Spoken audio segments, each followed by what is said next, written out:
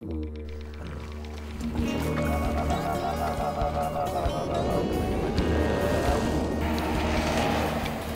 I was shown by the Aboriginal people. That's the western spotted bowerbird's nest. It's even got a 10-cent piece in there.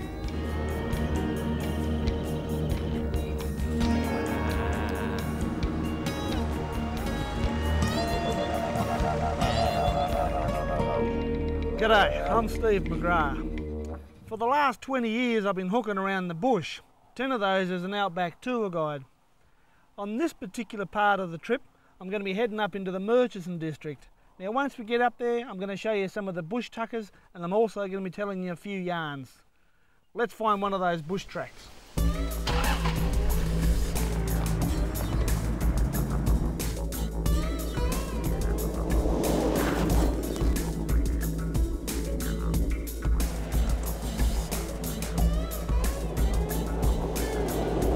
I put a stub in there, about that size, like that, and then I just bring it right up into a big sloppy mess. One of the easiest ways to test water before drinking it is to smell it.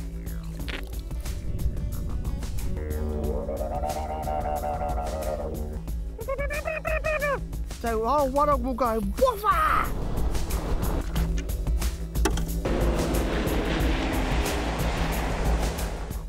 Or you can simply walk around the bush country, just sucking all the nectar out of the flowers.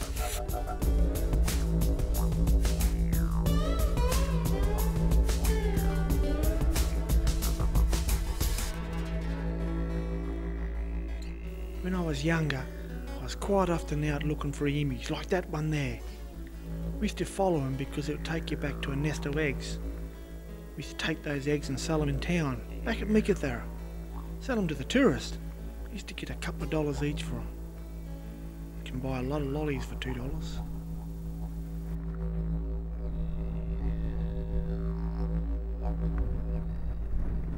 That's what I'm looking for, just in there. I saw the old emu run off. It's actually the male emu, because it's always the male that sits on the nest. When the old female and male do the old naughty, it's always the female that runs off into the bush to find another man, where the male's got to look after these eggs, and he'll sit on them for about 60 days to hatch them. Even after they're hatched, he's got to look after the chicks, and that's about 15 months looking after them. Most of the time, most of them will survive. After about 14 months, they will then leave his father's side and go off and start their own families. The old Aboriginal people reckon if you ever get chased by an emu, the best thing to do was to run as fast as you can and then fall down and lay down flat. And the old emu can't see you, and he just runs straight over the top of you. I was never really keen to find out whether that was true or not. They're a lovely looking egg, just a lovely egg. I've seen a lot of them carved up and decorated in such a way. But the Aboriginal people, besides doing the carving, had a way of using that as a survival tool in the early days when they were sort of nomadic and moving through the country. What they would do, they would just literally carry them with them. As long as they were kept nice and cool and kept out of the sun, they were like a food time capsule, and they would last about 12 months. Now when I was up in Meekatharra, we used to make cakes out of them. Makes a lovely cake. It's a bloody big cake, but beautiful and rich. And the Aboriginal people, once they'd use that shell, they would then use it to store water in. Because they wouldn't actually crack the shell open, they'd sort of put holes in the end of it, because then they could fill those holes up with a bit of beeswax or a bit of kitty, gum from the black boy or some of the eucalyptus, seal it up, fill it up with water, and then carry it, or even store it in some caves and some holes, so when the dry times came they had plenty of water to survive with. Generally you can tell by the shell of the egg just how good the season is. Plenty of water, plenty of green feed and plenty of feed for the emus. It's a good dark strong shell. If seasons are pretty low, well then they generally don't lay as many eggs, and the female will lay up to about 18 eggs. She can do so, but generally 8 to 10 to 12 eggs. Living in Meekatharra and hanging around with a lot of the Aboriginal people, I got to spend a lot of time with the elders up through that area, and we got told a lot of the Dreamtime stories, and one of those Dreamtime stories was of the emu and how he lost his wings. It's a lovely little story, and around the campfire tonight we'll have a bit of a yarn about that and I'll tell it to you. But right now I'm keen to get going, let the old emu get back on these eggs before they get too cold.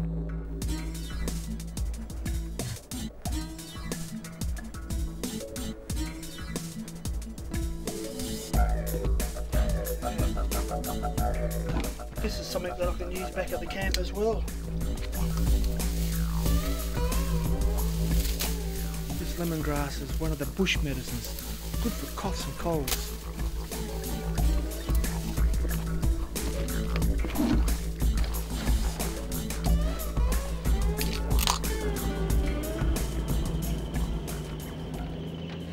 I never get bored of travelling the outback, following these dusty, dirty old roads.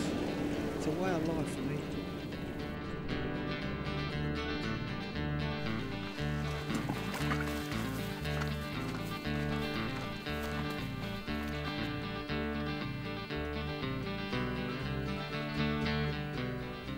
This is Walga Rock, a fairly remote part of the Murchison district. I've been coming here for years.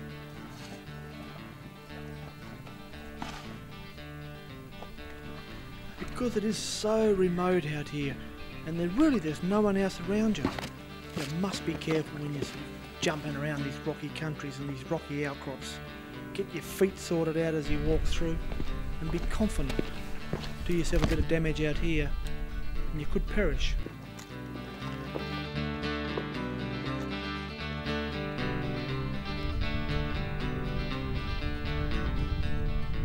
These old billy goats out here, they're feral, introduced into Australia.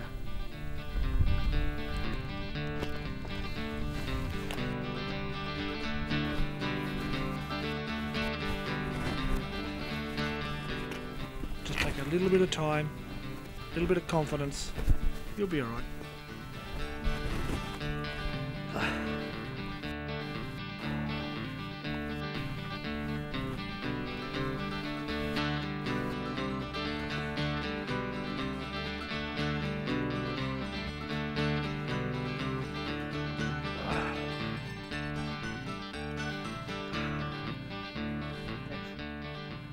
That's Mikarina Rock right out in front of me. That one up to the left hand side, that's Warragoring Rock. Sticking out there, huge looking thing. Down here in front of me, that's the Sanford River. And that actually makes its way and winds right around to the back of Warragoring Rock. It actually heads out to the ocean to the west coast there. You can see why it was important for the explorers on exploring this country to come up into the high hills, to get up high, have a look at the country and see what they can see, because they were looking for river systems like that. Those tamaras and those she oaks down there indicate that river. There's also a couple of eucalyptus trees down there which literally soak up gallons and gallons of water every day. So for the early explorers, it was a way of finding water and surviving. This is great. I could really spend a couple of hours up here just looking at the view. It's a tremendous spot, but there are better things to see down the bottom. Come on, get out of my way, goats.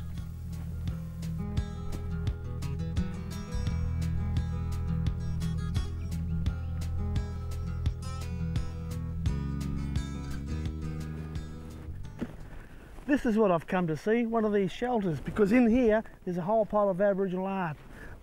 This is one of those rock shelters that's been used by Aboriginal people for about 10,000 years.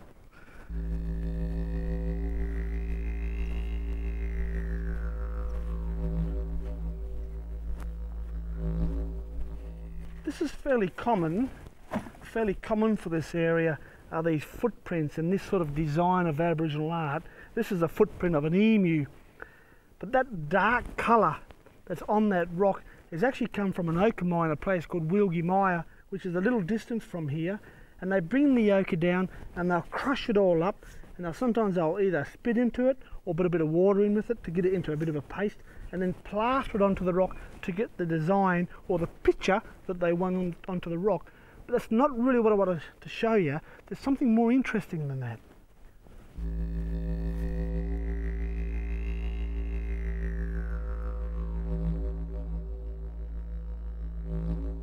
These designs just here usually refer to what they call the song lines, the travelling lines, or in the old days, in the dream time, the Tingari men, they would travel through the bush telling stories of the dream time, and these lines here would represent the travelling lines, where they travelled around. Here they moved through the country up to this area just up here, and there's a circle there, and that's the end of it, their journey, where they would have told the stories to that particular tribe of people up there. Song lines, Tingari circle, it's proper men's business, men's stuff. It was always the men that would travel through telling these Dreamtime stories.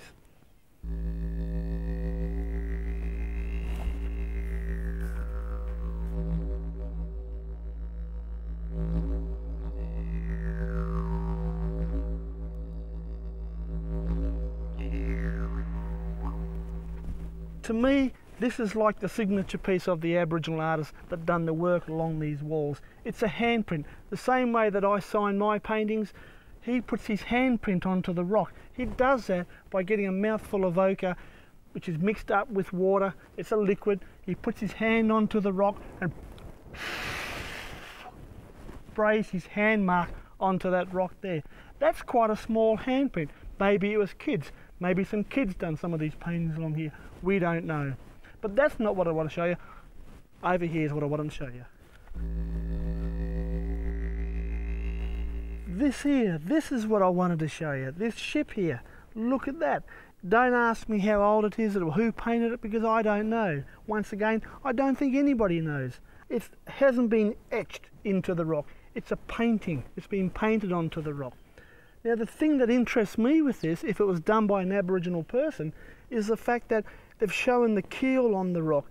Now if you were the first one to see a boat floating by, you would then think that it was flat on the bottom. You wouldn't think that there was a keel on there. Maybe an Aboriginal coming down from the Queensland country or further north, coming down to Wilgimai to collect ochre, maybe they saw one when it was on a low tide, the high tides and the low tides up around that area, and they painted it then. Another theory is we're pretty much parallel with the Abrolhos Islands, those roaring 40s where a lot of the ships used to trade. Maybe one of those shipwrecks, one of the people came off that, got into an Aboriginal tribe, moved across here, and a white man painted it on there to paint his old ship. Maybe it was an old pearling lugger. The Cook on Austin Downs, he was Chinese Aboriginal. Maybe he painted it. We don't know. I've seen Aboriginal art all over Australia, but that boat, that ship on that rock, it's a mystery, and it's something that I'd really like to know. Really like to find out just who put it there.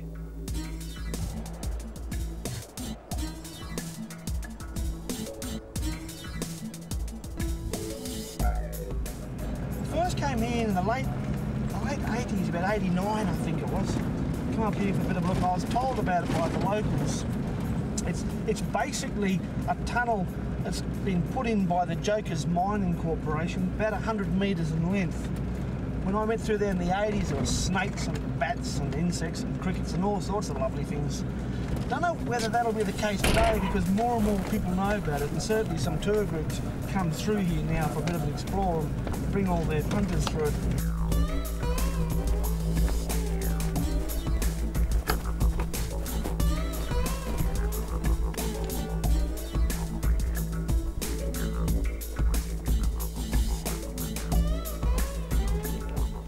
Way up here, that's what I'm looking for.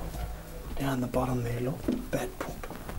We're about halfway into the cave at the moment. Now if we have a look up the top here, I'm sure we'll do it nice and quiet. There they are. Little bats. We don't want to upset them too much.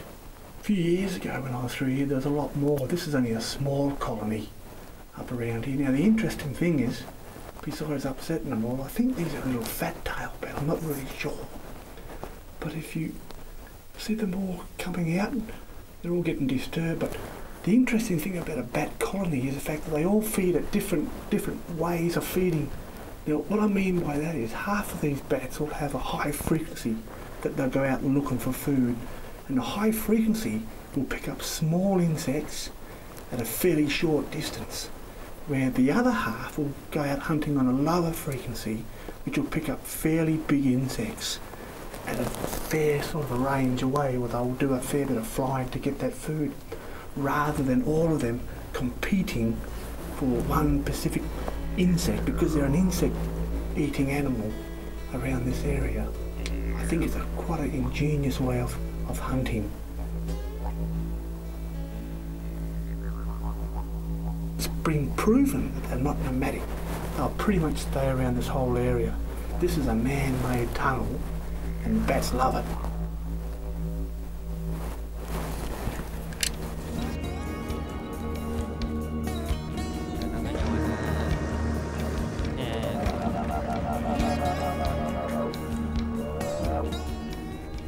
With all this rain that's come through the country lately, it's a good indication to me that one of my favourite bush tuggers, the bush banana, has got to be within the area. That's that bush banana. There he is, growing in through there. The whole vine comes up from under the ground and twines himself around this tree. And then after a bit of rain, which they've recently had, he starts to throw this fruit out.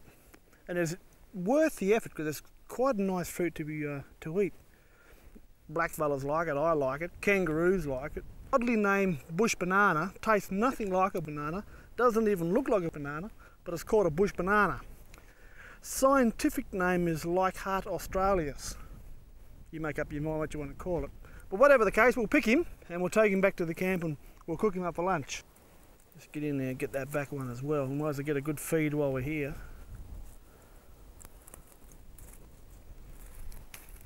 Look at that. There you go. Bush banana. Have a look at that white sap that comes off there. Now there's a whole lot of different stories as to why you can and why you can't eat bush foods. And one of the things that these old bushmen used to say was that you can't eat anything that's got this white sap. Well, that's just not true because you can. You can eat these and I'll prove that later. That white sap, which is quite sticky, doesn't necessarily prove that you can't eat it. There's another plant which is called a caustic plant. And it grows mainly around Central Australia. And it's the same deal where you break it, but if you get that white sap in your eyes, it will make you blind, no risk about that. But the Aboriginal people would use it for medicine, putting into cuts and sores and things like that. And down at that the goldfield place around Kalgoorlie and Coolgardie and Southern Cross, you find these down there as well. And they're actually called a Kalgoorlie, and it's believed that's where Kalgoorlie got his name because whitefella couldn't pronounce it properly, Kalgoorlie, so Kalgoorlie got its name. So the story goes. Bush banana, we'll take those back to the camp as well.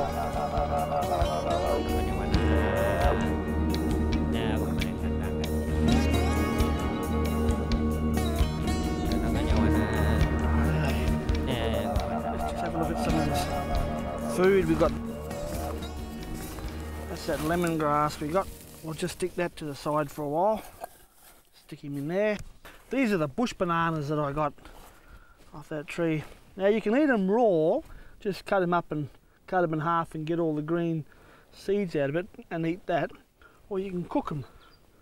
So we'll put them in there like that. And we'll just cover them up a little bit and we'll get them a little bit cooked. They're best cooked. You can boil them up as well. Boil them up in a pot, eat them that way, or you can cook them up. Eat them raw, just cut them in half. You can't eat the skin, the green part of it, but certainly get on the inside the seeds that I spoke about, and also the husk or the casing around that seed. I'll show you that when these are cooked.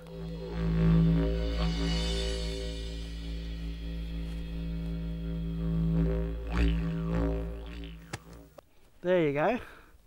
That one there is cooked. When they pop like that, it's a pretty good indication they're cooked. They're like a little pressure cooker.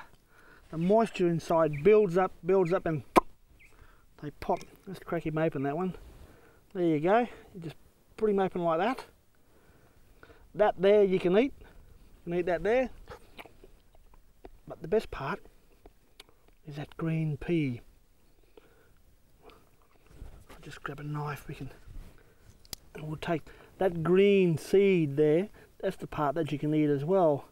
You can just take him off like that and eat that. Let me just show you. That's it all there. That's all the seed there. It's got to taste a bit like a green pea.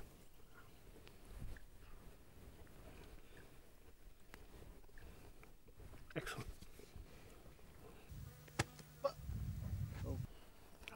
just get him out like that.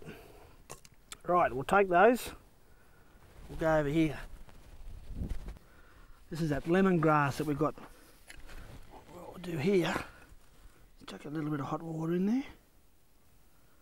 Oh, I can get that lemon smell up here already.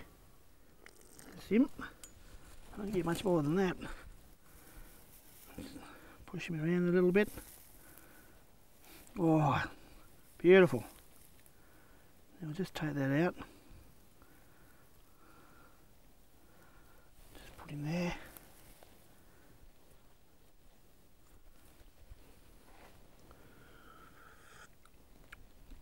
Beautiful cup of tea. A real lemon flavour. Bush banana.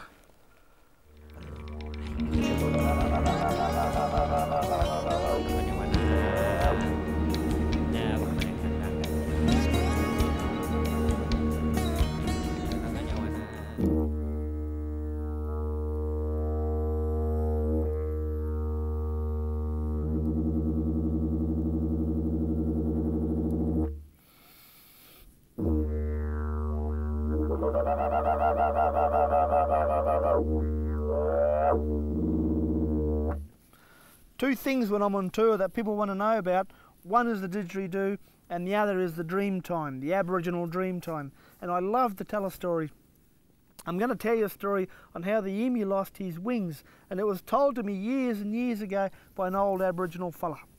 Warrigal, the spirit man, he put the emu down here and he put him with great big wings, and he was supposed to help the Aboriginal fella, the Aboriginal people who were on the ground.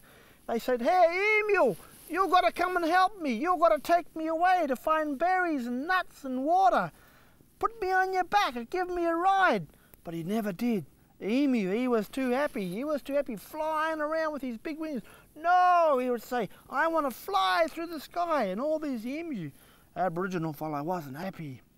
Anyhow, one day, two little Aboriginal fella walking through the bush, looking, and they come across the emu asleep. The emu is sleeping. He's sleeping like this. And the little black fella said, "Hey, we'll teach old emu a lesson. We'll cut his wings off." "All right." So they get a big sharp rock, and one little fella grabbed his wings, and the other fella went poofa and cut his wing off. And they run around the other side of the emu, and they pulled his wing out and went blah and cut his other wing off. The old emu was down like this. He was angry. He looked around, and he had his blood coming out from him, and he's looking. "Hey, black fella, what you doing?" He was yelling and screaming, and the little Aboriginal fella, they'd be running through the bush like this to get away from the emu. Anyhow, the old emu, because he had big long legs and he could run pretty fast, and he's running through the bush, and one little fella running. But the old emu, he was catching up to him, and the little black fella, he said, "Hey, Warrigal, you got to help me, And Warrigal, who was very happy because the emu had been taught a lesson, and he went down, he goes boofa to this little Aboriginal fella and turned him into a goanna, a bungara. Of course, the old goanna, he could run real fast through the bush, and he took off through the bush, and the old emu couldn't chase him no more. The emu looking up, still angry, looking around for the other Aboriginal fella. And this bloke, he was standing up near a tree, so the old emu started to run up after him. And that little black fella, he climbed this big tree, and he's sitting up on the branch, and he's looking down at the emu. And the emu, he was jumping because he couldn't fly no more, and he was jumping up trying to get this black fella. And this little Aboriginal fella, he was laughing because this emu couldn't fly no more, couldn't get him. He said, "Hey, Warrigal, you got to help me too." So old Warrigal will go boofa, and this little Aboriginal fella turned into a kookaburra, laughing in the tree, and he flew off. And that's how the emu lost his wings.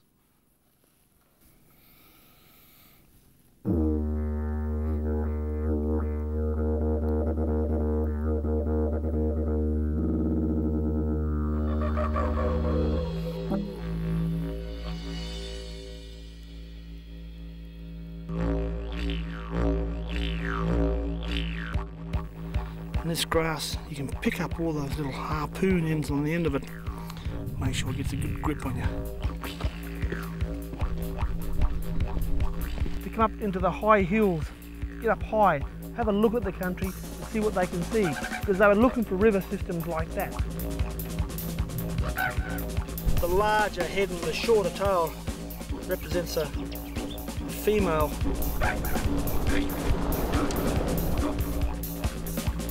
Here they move through the country up to this area just up here, and there's a circle there, and that's the end of it, their journey, where they would have told the stories to that particular tribe of people up there.